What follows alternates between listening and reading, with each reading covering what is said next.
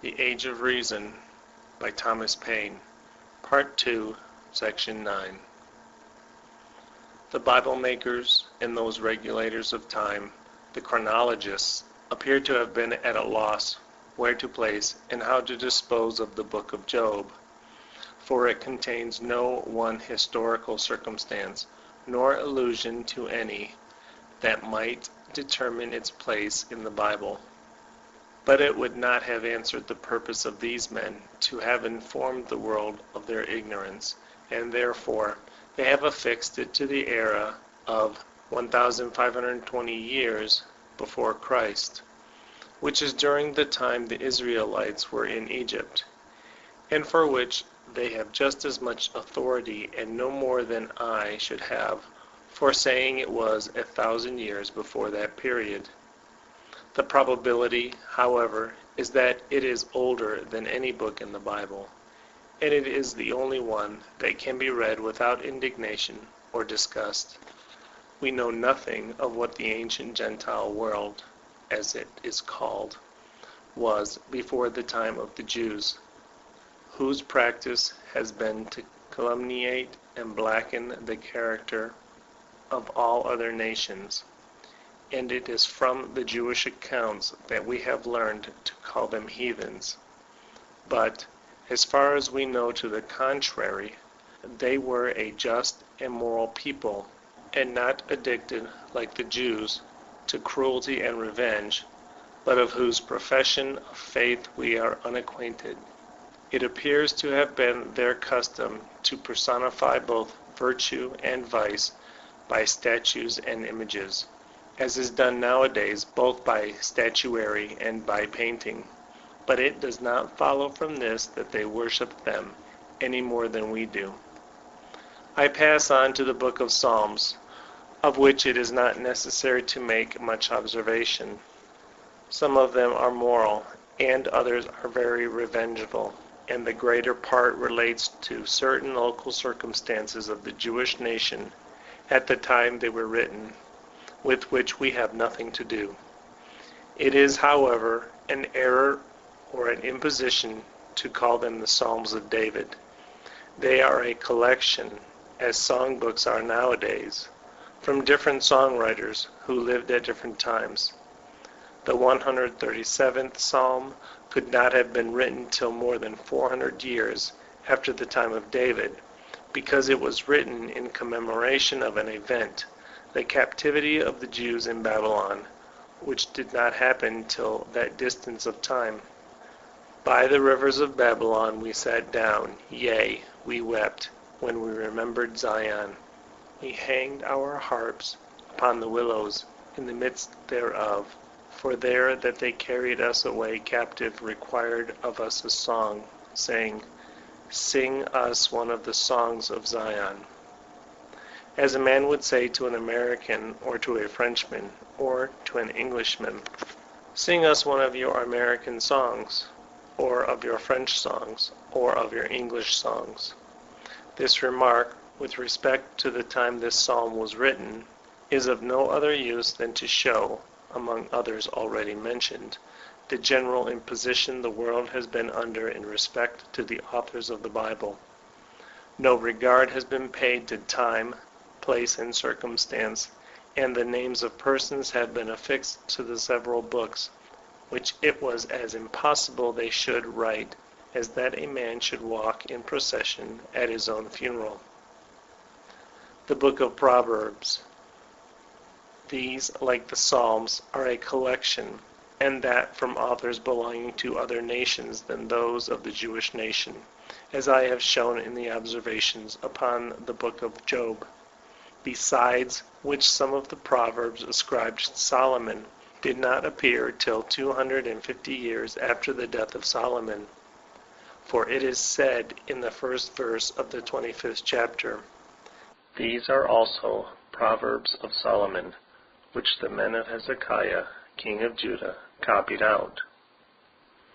It was 250 years from the time of Solomon to the time of Hezekiah. When a man is famous and his name is abroad, he is made the putative father of things he never said or did, and this most probably has been the case with Solomon.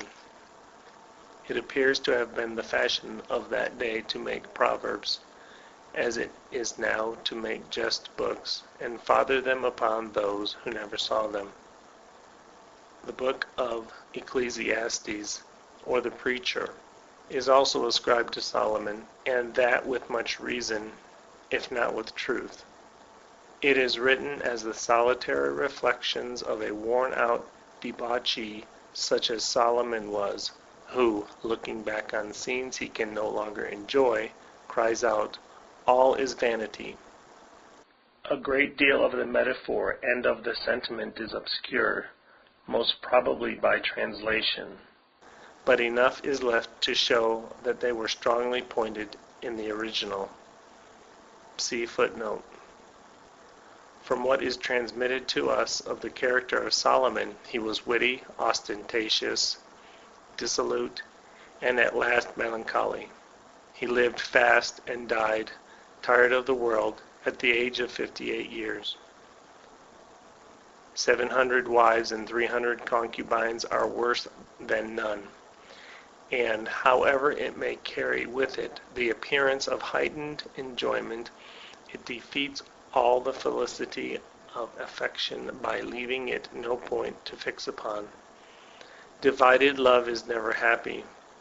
This was the case with Solomon, and if he could not, with all his pretensions to wisdom, discover it beforehand, he merited, unpitied, the mortification he afterward endured. In this point of view, his preaching is unnecessary, because, to know the consequences, it is only necessary to know the cause. 700 wives and 300 concubines would have stood in place of the whole book. It was needless, after this, to say that all was vanity and vexation of spirit, for it is impossible to derive happiness from the company of those whom we deprive of happiness. To be happy in old age, it is necessary that we accustom ourselves to objects that can accompany the mind all the way through life, and that we take the rest as good in their day. The mere man of pleasure is miserable in old age, and the mere drudge in business is but little better, whereas natural philosophy, mathematical and mechanical science are a continual source of tranquil pleasure. And in spite of the gloomy dogmas of priests and superstition, the study of these things is the true theology. It teaches man to know and to admire the Creator, for the principles of science are in the creation and are unchangeable and of divine origin. Those who knew Benjamin Franklin will recollect that his mind was ever young, his temper ever serene. Science, that never grows gray, was always his mistress. He was never without an object, for when we cease to have an object, we become like an invalid in a hospital waiting for death. Solomon's songs are amorous and foolish enough, but which wrinkled fanaticism has called divine. The compilers of the Bible have placed these songs after the book of Ecclesiastes, and the chronologists have affixed to them the era of 1014 years before Christ, at which time Solomon, according to the same chronology, was 19 years of age, and was then forming his seraglio of wives and concubines. The Bible makers and the chronologists should have managed this matter a little better, and either have said nothing about the time, or chosen a time less inconsistent with the supposed divinity of those songs, for Solomon was then in the honeymoon of 1,000 debaucheries. It should also have occurred to them that, as he wrote, if he did write, the book of Ecclesiastes, long after these songs, and in which he exclaims that all is vanity and vexation of spirit, that he included those songs in that description. This is the more probable, because he says, or somebody for him, Ecclesiastes chapter 2, verse 8, I gat me men singers and women singers, most probably to sing those songs, as musical instruments, and that of all sorts. And behold, verse 2, all was vanity and vexation of spirit. The compilers, however, have done their work but by halves, for as they have given us the songs, they should have given us the tunes, that we might sing them. The books called the books of the prophets fill up all the remaining parts of the Bible. They are 16 in number, beginning with Isaiah and ending with Malachi, of which I have given you a list in my observations upon Chronicles. Of these 16 prophets, all of whom, except the 3 last, lived within the time the books of Kings and Chronicles were written, 2 only, Isaiah and Jeremiah, are mentioned in the history of those books. I shall begin with those 2, reserving what I have to say on the general character of the men called prophets to another part of the work. Whoever will take the trouble of reading the book ascribed to Isaiah will find it one of the most wild and disorderly compositions ever put together.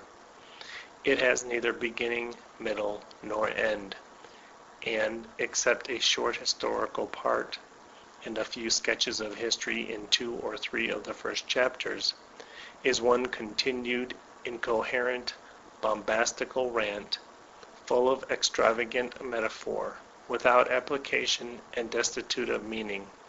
A schoolboy would scarcely have been excusable for writing such stuff. It is, at least in the translation, that kind of composition and false taste that is properly called prose run mad. The historical part begins at the 36th chapter, and is continued to the end of the 39th chapter. It relates to some matters that are said to have passed during the reign of Hezekiah, king of Judah, at which time Isaiah lived. This fragment of history begins and ends abruptly. It has not the least connection with the chapter that precedes it, nor with that which follows it, nor with any other in the book. It is probable that Isaiah wrote this fragment himself, because he was an actor in the circumstances it treats of. But, except this part, there are scarcely 2 chapters that have any connection with each other.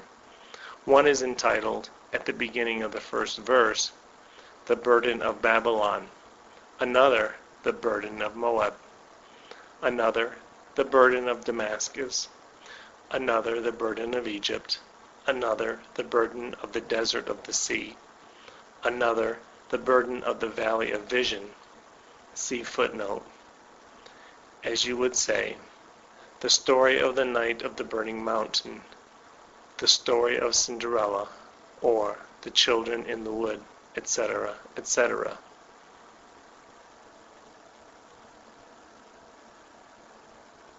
Footnote 1.